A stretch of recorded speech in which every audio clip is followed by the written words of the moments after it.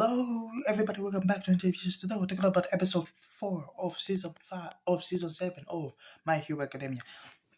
Anyway, the episode kind of picks up with the investigation of Aoyama. Not the investigation, but the interrogation, because we're interrogating him because, like, again, he betrayed us.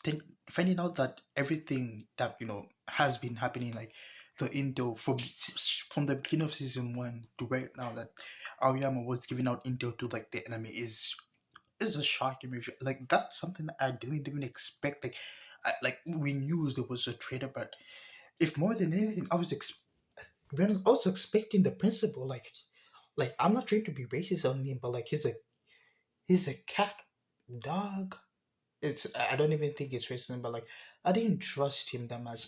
Of all the people who I would expect to be what's this, I expected like probably a teacher or like the principal, because well, specifically class 1A was targeted that much, because class 1A was with like the people with the most prominent points, which probably will be the strongest students right there. So of course they will be targeted. But claiming that Aoyama was, feeding the enemy information, giving our whereabouts. Like, there's a part of me that, feels sympathy for him, because, he's a friend of ours. He's part of the group. He is a class 1A. He is the My Hero Academia person. And there's another part of me that, thinks of it logically, and logically he should be put behind bars, because the nation right now, Japan, is in a state of turmoil where like hundreds of thousands of people have died, thousands of heroes are quitting. We 2 episodes back, we lost heroes from other countries. What's this Sun Tribe? We lost them. We have other countries right now, maybe probably thinking of sending nukes to Japan to like get rid of the threats. We don't know what to do right now. We're in preparations to go to a war that 9 times out of 10 we might lose hundreds of thousands or more people. We might lose more heroes. And like, once you think about it logically, it's you the soft spot kind of just going away, because like I love the guy. He was a funny guy. He was a comedy guy. I find him funny from season 1 to now. But thinking about it, like I understand where like the gang comes from. Like it's their classmate. It's one of their friends. They want to protect him. They want to do right. But think think with where they're thinking of it as from a place of understanding. But how can you phrase that to people who probably lost families? Because none of the people in class 1A have lost any family members. Now try explaining that to someone who's lost a parent, who's lost a loved one, who's lost a child, a brother, a sister, or probably a dog, who's lost the way of living in their own house, who probably don't even think or don't even know if they'll survive tomorrow because of what's happening right now. And just go tell them that the person who was feeding the enemy information is a friend of ours and we're not doing anything. Like, if you think about that, I I understand now where like the others in the situation were coming from. Like, they understand their feelings, but you gotta think about this logically. You have to remove the emotions in this factor, because like again, thousands of people have been sacrificed right now. Like, I understand what it's not even Aoyama's fault.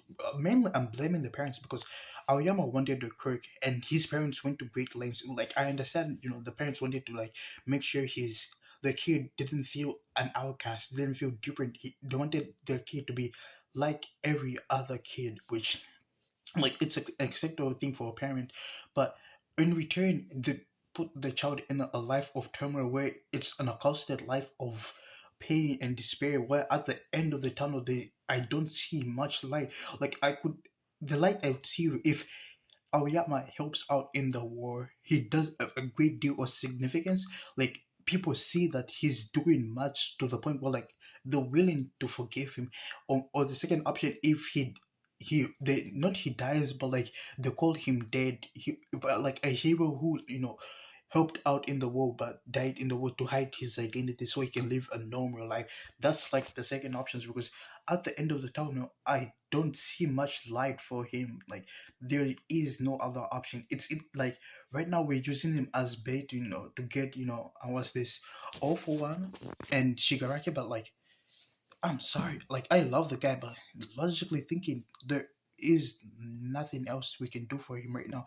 Like there's a part of the episode where Aizawa Sensei was talking to Aoyama, talking about like the state of things. They saying that don't blame him, and like he won't even what's this, remove him from class 1A because he is part of class 1A. But like he also admits that what they're doing is basically the same as All for One. They're basically using him for their own agenda because right now it the state of the world is in great turmoil. If All for One achieves or more power, he wins. If Shigaraki achieves more power, if he fully accumulates to his power, he wins. We've I wouldn't say we've lost many of our heavy hitters, but we have lost many of our heavy hitters right now. Right now, the fate and everything, the whole world is riding on a bunch of first to second year students. It's a bunch of students. This is a war that Deku himself has to fight. He has to win. There is no option of losing right now. This is a war between Deku and Shigaraki. The anime even shows it. This is the war between the two of them. Everyone's just collateral. Everyone's just making space to make sure that Deku and Shigaraki has the fight, and Deku wins. We're hoping he wins. We know he will win, but like we, they don't know that. We don't know that. I don't know that. I know last season I didn't watch the final season, so I know what happens. But leading up to that, you know, putting myself in the minds of the characters, we don't know that. Like again, we are preparing for a pin, not a pincer attack, but we're setting up Aoyama as bait, to get All for One, and everyone is willing to like participate because this is their friend and they want to save him. But again, when you think about it, we the whole world, the whole country, every person's life is riding on a bunch of high schoolers to get the job done. Stuff that even the number one hero couldn't actually do. All Might was able to defeat All for One once, twice already. Twice already. He defeated him, but he couldn't put him down forever. And now we're banking on a bunch of kids. We're banking on a Deku who hasn't fully mastered All for One. Right now, he's using handicaps, using equipment to like strengthen his bones, everything, his arms, legs, so he can partially use the full power of All for One. I doubt even by the end of the series he'll be able to like use 100% of All for one for All's powers. That's what I'm saying. Like right now, we're banking the plan that All Might makes in this episode. The whole plan right now that All Might made is riding on three factors right now. One, we separate Shigaraki and All for One, and the second part is we separate Dabi from Shigaraki and All for One. The third part of the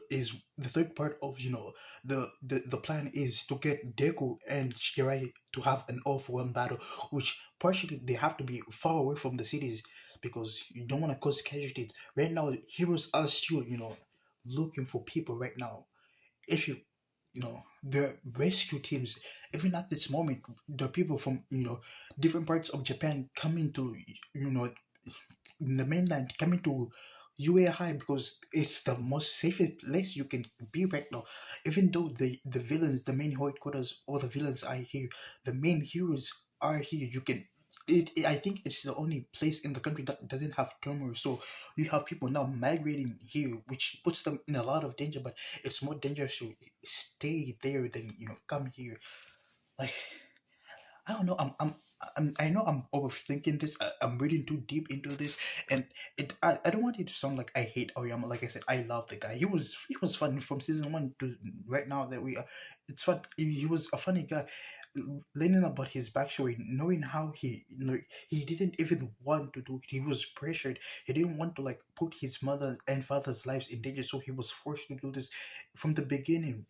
From the moment he got the quirk, he had no choice. He had no options. There was no denial. There was no refusal.